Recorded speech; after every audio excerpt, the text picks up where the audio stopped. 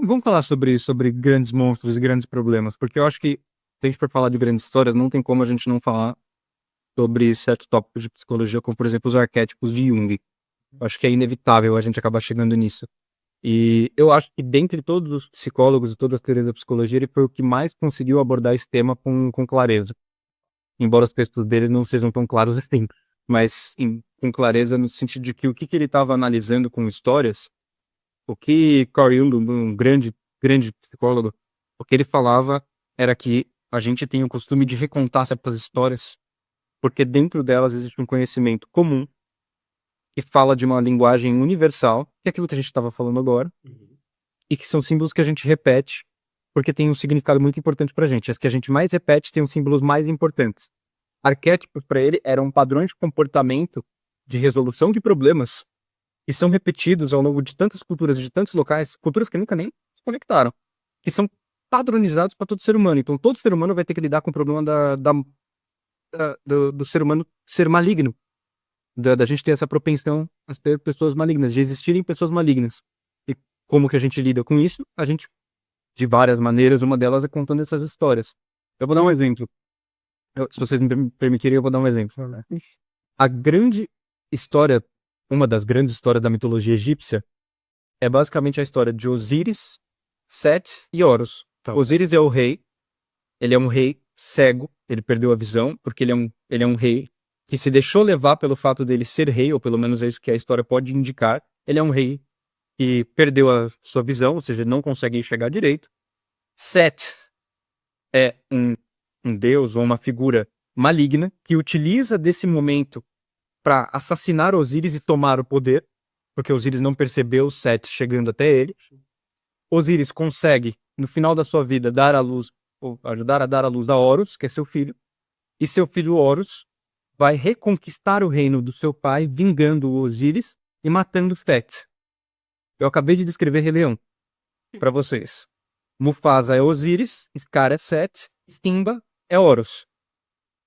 Então, Mufasa é o grande rei que tá ali naquela pedra, a pedra do rei, junto do seu filho.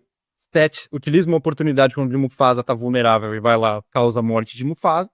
Mufasa morre, Set toma o poder, Simba vai lá no Hakuna Matata da vida, depois volta, Simba enfrenta Scar, vence e toma o poder de novo. A gente recontou essa história de novo várias vezes. E a gente tá recontando ela desde, a gente tá falando de 3.000, 4.000 antes de Cristo, até hoje em dia. E é curioso porque, por exemplo, a mitologia, a Grécia não, o Egito é muito distante da Normandia. Tipo, tanto de maneira temporal quanto maneira geográfica.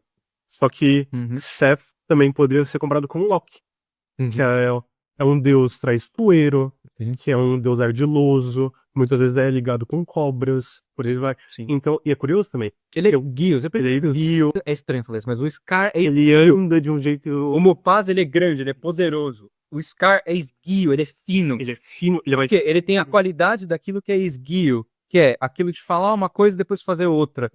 É a qualidade daquilo que se move com frequência, ele não é estável.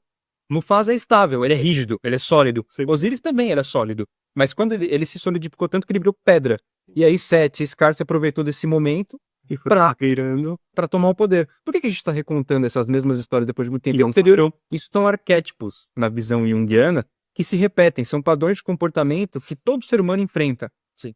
Todo ser humano já encontrou alguém que era mais Mufasa, todo ser humano já encontrou alguém que era mais Set, Pumba, que era mais Scar, que era mais Simba. Todo mundo já encontrou essas pessoas, você encontra o tempo inteiro.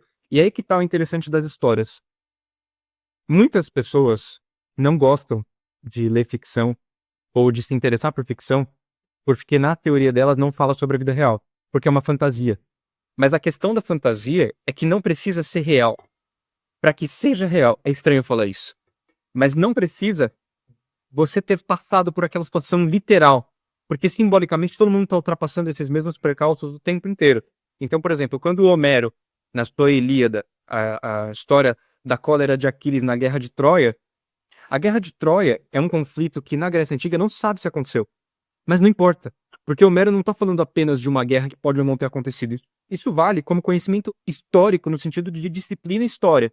Os historiadores vão debater esse tema. Mas para todas as outras pessoas que se interessam pela Ilíada, o interessante é, por meio da Ilíada, ele descreveu todas as guerras. Não apenas uma, ele descreveu todas. E você não precisa ter passado por uma guerra. Você apenas precisa ter passado por conflitos. E você consegue se identificar.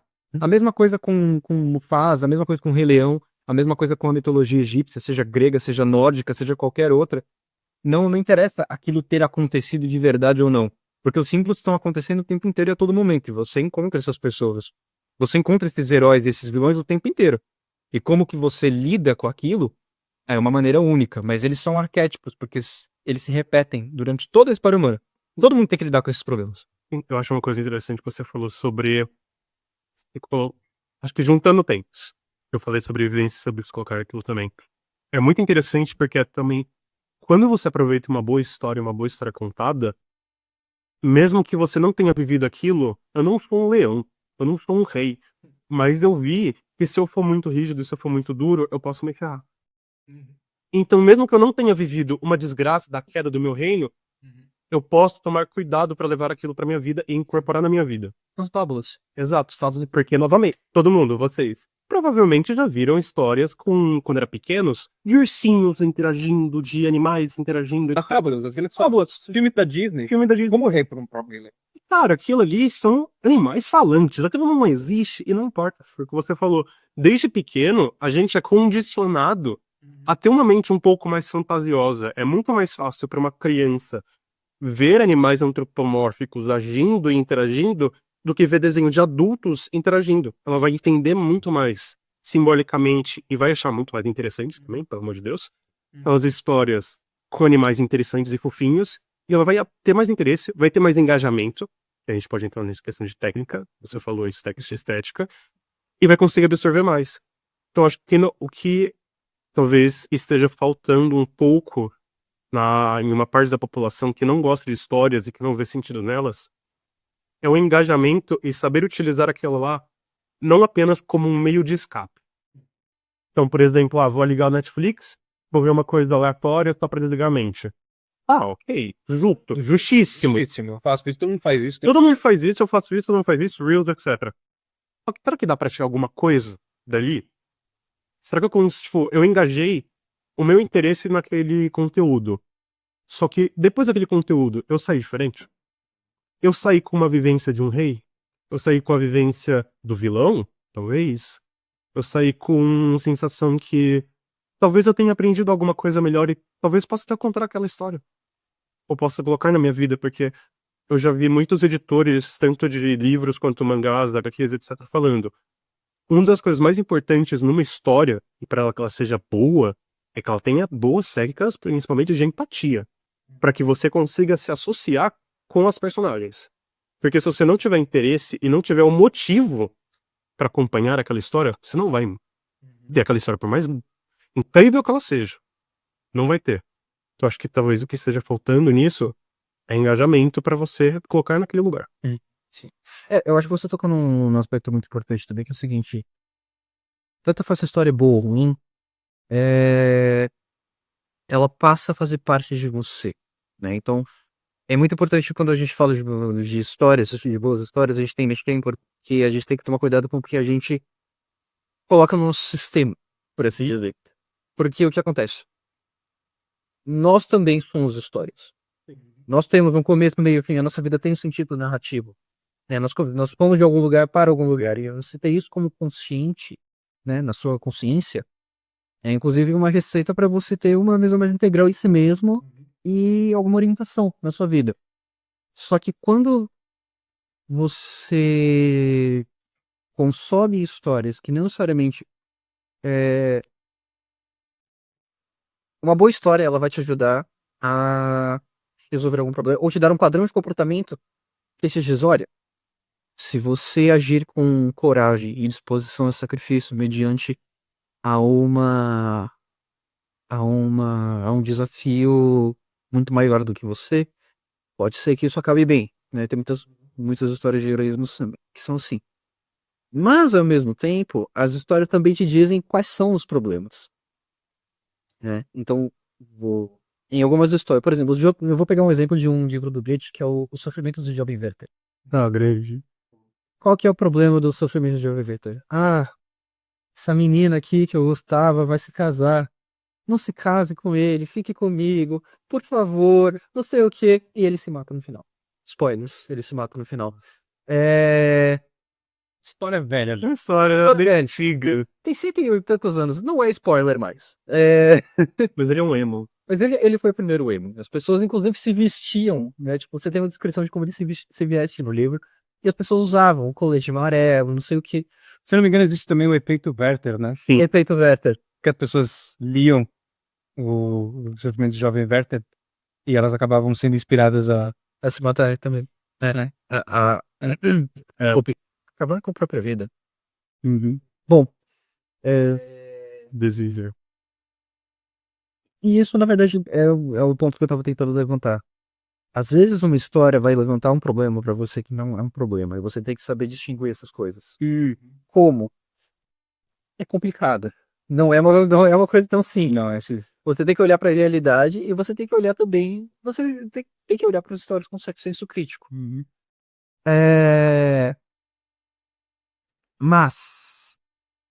Eu acho que é por isso que é interessante a gente... Se você quer ter algum tipo de certeza sobre se os problemas, sobre se a história realmente fala com você de maneira universal, se esse é o seu interesse por histórias, os clássicos são clássicos justamente porque eles passaram pelo teste do tempo. Então, isso que você falou de... Às vezes a gente tem histórias nas quais elas estão conscientemente, podem mostrar algo pra gente, certo? A gente pode aprender com elas. É isso que a gente tá tentando apresentar, de certa forma, como a importância das histórias, mas é que tá. Elas inconscientemente estão ali com a gente também, antes mesmo de você conhecê-las. Então, uma frase muito boa do Jung é que se você não conhecer a si mesmo, não é exatamente a frase, tô parafraseando aqui, mas se você não conhecer a si mesmo, você vai ser guiado pelos seus demônios internos e você vai chamar aquilo ali de destino. Por quê? Existem muitas narrativas das quais você já faz parte. E esses personagens já estão guiando você. Você já vive aquilo. Você já tá vivendo. Se é uma linguagem universal, não precisa você ler o livro para você estar vivendo aquilo. Você já é aquilo ali que tá acontecendo. Você já é um protagonista numa história e tem problemas acontecendo e você precisa gerenciar os seus aliados, os seus adversários, seus objetivos de curto, médio e longo prazo. Cada um deles é uma história específica.